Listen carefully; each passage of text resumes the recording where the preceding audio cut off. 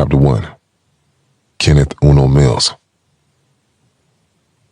We are here live from Grove Heights Apartments, where 3 unknown young men have been pronounced dead at the scene. We're not sure what was the cause of the brutal murders, but members of the community speculate it to be drug-related. As you know, this area has seen its fair share of violence, and it has unfortunately continued with this tragedy. Many wonder what the mayor will do to make this community's citizens feel safe again. Greg, back to you in the studios. Sitting in my father's office, we all listened quietly as the news reporter spoke on yet another killing. While the news shouldn't be anything new as far as Millie Grove was concerned, it wasn't good for business. The overwhelming publicized violence in the city would possibly cause future businesses to venture off elsewhere. As badly as I wanted to voice how this shit didn't have anything to do with me, I knew better. The town and its citizens needed revenue, and the bad press wasn't helping us. This is getting out of hand. My father exhaled as he muted the television, the disdain evident in his voice. Carlos, what the fuck are you doing about them little niggas over there in those damn projects? He mugged his older brother, who seemed to have his mind everywhere but the task at hand. Slowly, my father dragged his eyes over to me. Uno, this is just as much your fault as it's his. He pointed his finger in my direction and frowned.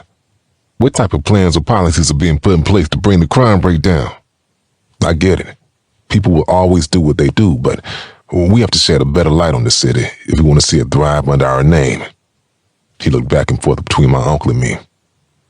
Don't you niggas speak at once? At the age of 27, I was far from being a weak-ass nigga. Had anybody else tried to check me the way Antonio Mills just did, they would have been leaking in the center of this Persian rug below my feet. Instead of snapping how I wanted to, I took several slow breaths before addressing my father with the respect he demanded, regardless of my age or profession. Pop, I have a couple of meetings with a few businesses and city officials about potential endeavors and recreational spots in the area. He eyed me intently as he leaned back in his seat and smoked his cigar.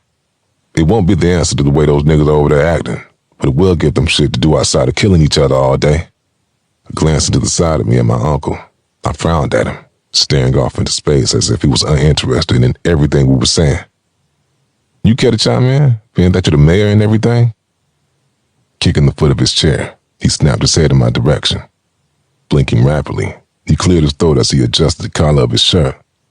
Looking over him, the nigga looked as if he was on his last leg. A faint stench was coming from him that was starting to make me nauseous. Fuck them little niggas over there on the east side. He frowned as he adjusted himself in his seat and looked from me to my dad. Ain't nobody trying to spend money on that side of town, and all they want to do is kill each other. I say, we let them do just that, so we can tear all them businesses down and build that casino that Boudreaux Enterprises has been trying to bring to town. Turning to me, he frowned before continuing. Had your son, Kenneth, not poked his nose in my damn business, the city would be better off. I'm the mayor of this town, and I know best. Tony, you better tell your son who the fuck runs this city. Say, who the fuck are you talking to? I stood from my seat and felt my brothers, Jordan and Adrian, do the same behind me. You may be the mayor and my uncle, but you're gonna talk to me like you have some motherfucking sense. I mugged him as I folded my arms across my chest. If you weren't so fucked up and trying to extort niggas at every turn, they would be more inclined to work with your shady ass. He scoffed and shifted in his seat to face my dad. The small notion caused a small wave of stench to invade my nostrils, and it pissed me off even more. And why the fuck do you smell like Parmesan and Badussi? With my nose turned up, I eyed my uncle and tried my best to pinpoint what the fuck was wrong with him. For the past few months, it seemed as if he was losing his damn mind. From acting erratic at city meetings, to excessive drinking, to not moving the way someone of his stature should. He was fucking up bad. Not only did his actions affect the city, but our family as well. Millie Grove was founded by my great-great relatives in the 1860s. When my family migrated to the area, it was deserted, and the land was damn near impossible to live on. From what I've learned from my parents in the schools, an abundance of blood, sweat, and tears were put into building this town up. The people who lived here before then were so pleased with how my family turned things around that they voted to name the city after them.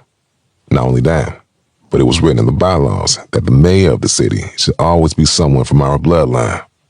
My father has always been a street nigga.